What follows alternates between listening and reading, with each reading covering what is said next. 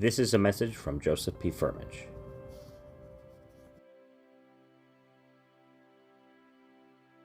On this Independence Day, the 247th birthday of our great nation, I thought it was an opportune moment to share with you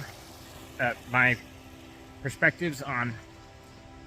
our nation's birthday, its meaning and relevance, especially given the priorities that we all have to work on together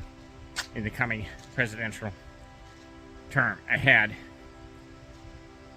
The meaning of the Independence Day celebration is not often celebrated as much as the fireworks and family barbecues, time together, of course. And of course, there's a great deal of patriotism that infuses all of these wonderful celebrations. But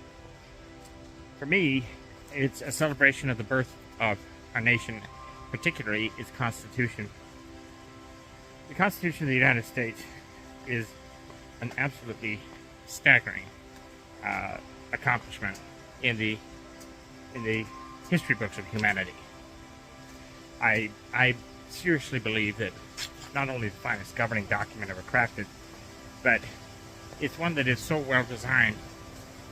so well architected by the founding fathers, that it is very likely to last for hundreds, if not thousands of years, even as we expand the concept of its application, even to the exploration, colonization, and managing sovereignty of an expanded concept of the United States to include territories above our heads in space. The planetary colonization effort has just commenced, tiptoeing in the waters, you might say, as we begin to take the initial voyages to lay the groundwork on Mars for what will amount to a half century or more of terraforming, of transforming a non-living planet surface into something that is habitable by us humans without having to wear suits and such. So we think about such grandiose concepts as the colonization of another planet. We also have to think, of course, about the priorities here at home, but that also have to do with sovereignty. And that leads me to a discussion briefly of our priorities here at home, especially as I consider the agenda for a Firmage administration to come. The sovereignty issue we're dealing with at our southern border states, in particular with Mexico, but it applies to immigrants from many nations, is this. In our current political environment, we are finding it almost impossible to reach a consensus between the hard right, such as the members of the Freedom Caucus, who I'm sure mean well with their prescriptions for a very harsh and unfriendly, to say the least, welcome to immigrants who face challenging situations, some lethal and many ambiguous, and a few that can be dangerous criminals who traffic drugs, fentanyl, and opiates and cocaine and other substances that can be dangerous if misused. But in reality, the vast bulk of the immigrants are seeking what we have pioneered here, what we enjoy, the freedoms we enjoy every day, a better life, a more regulated life. And I will be proposing a very concrete plan to address this challenge in a bipartisan, across the aisle, and an inclusive sense between federal and state authorities, and even further to cross-border city relationships between U.S. cities that are in the line of fire with their tax revenue,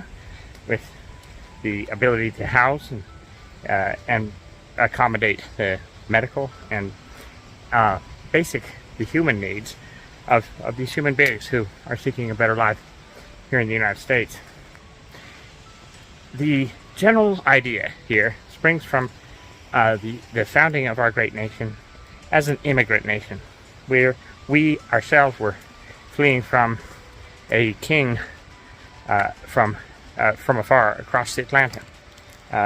All of us were immigrants back then, including all of the founding fathers, fleeing for their lives to form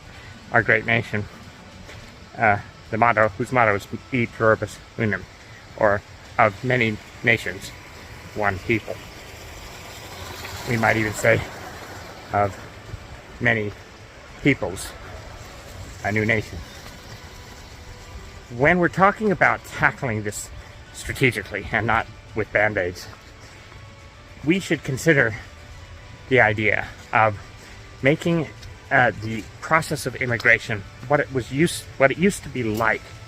for those who came to Ellis Island in the late 1800s and throughout the early 1900s, when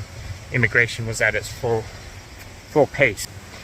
Exemplified by Ellis Island, Avalon, were the places where immigrants would go and find a decent and legal process to obtain their citizenship the right way. I propose and will provide legislative drafts and even treaty language where necessary to formalize and establish the budgets to create, and I will even personally help fund,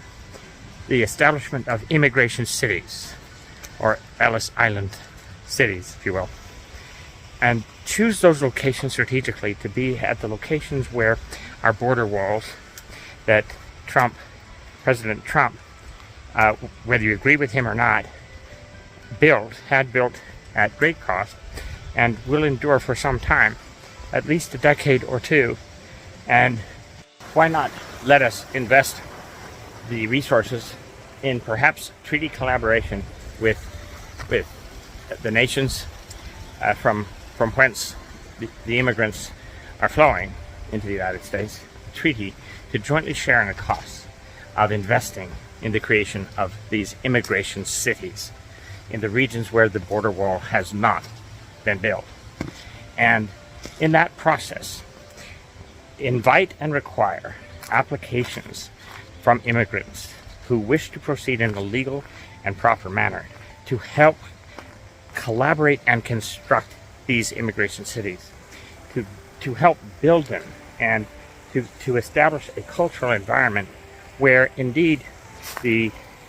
cultural interchange can be absorbed by both the citizens of our nation and by the immigrants themselves, working together and building their temporary and perhaps permanent lives.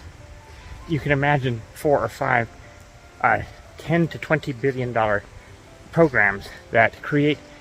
a new inspiration for legal immigration the right way, and provide jobs for both our citizens and tax revenue for our southern border cities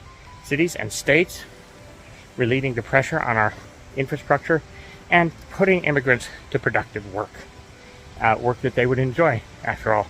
they would be building their own permanent, perhaps temporary, but even permanent new home.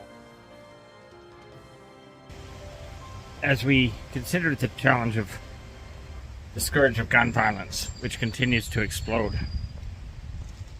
so brutally, savagely, degradation of the environment, the sacred environment in which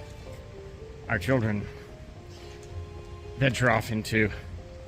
the discovery phase of life as their young minds and their brains are developing. These critical formative years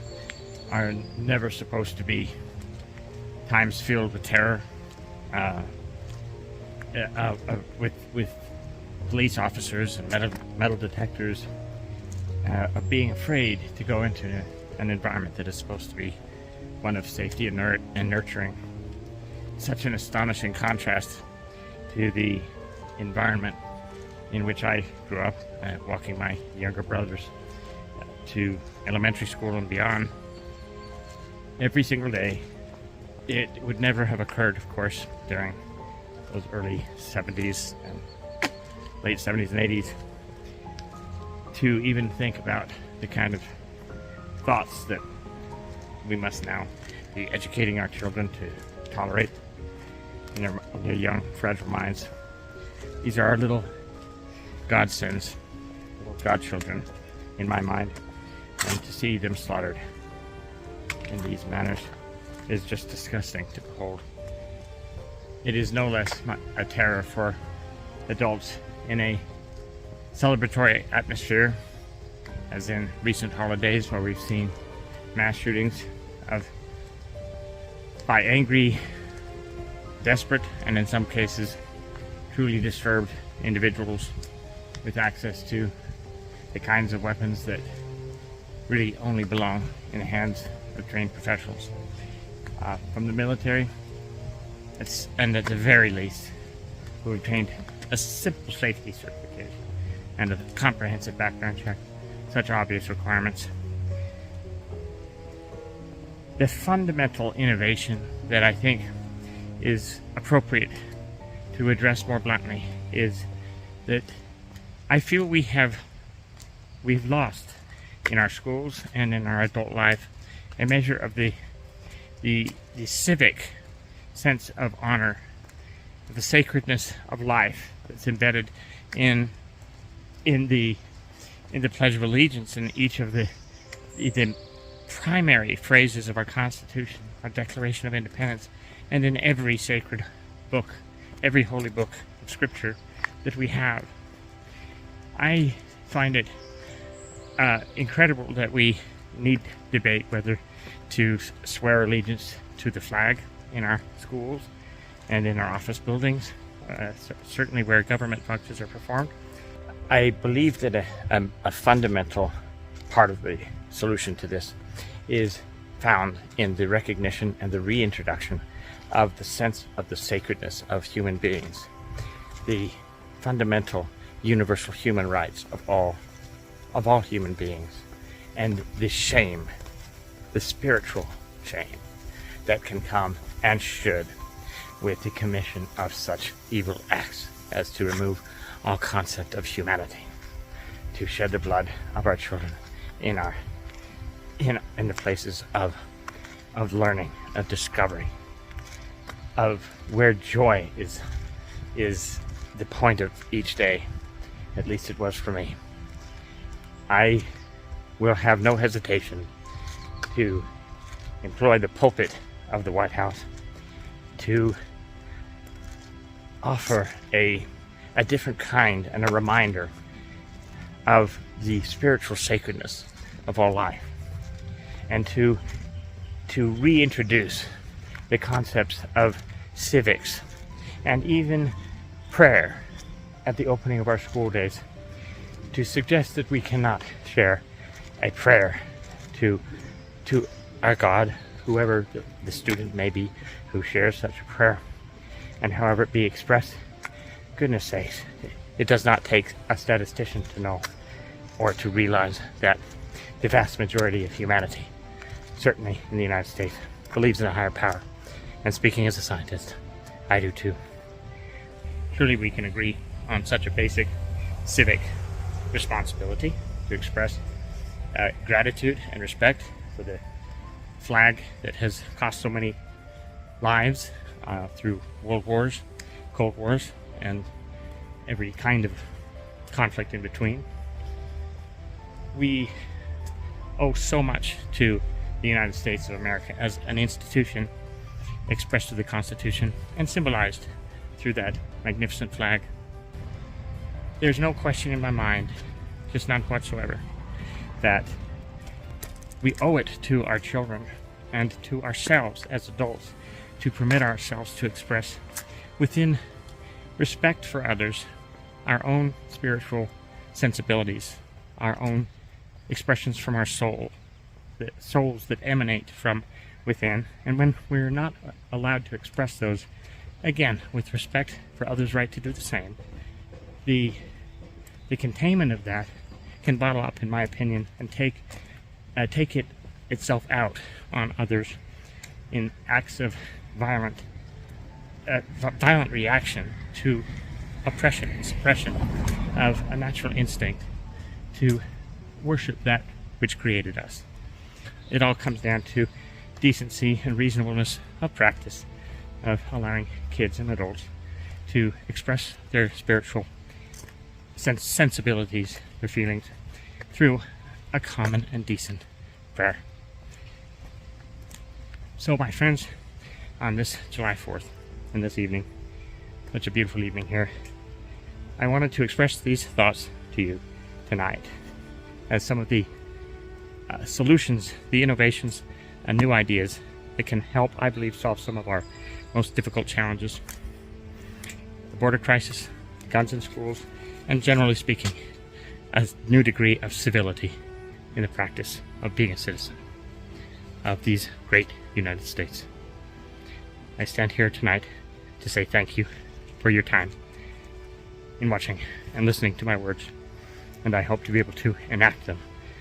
with you to unite the American government, to unite American leadership across the aisle with you. May God bless you and keep you safe on the rest of this magnificent Independence Day night to come.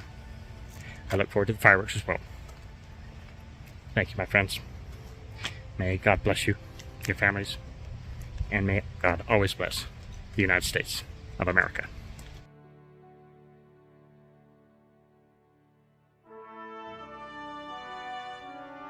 Vermage for president.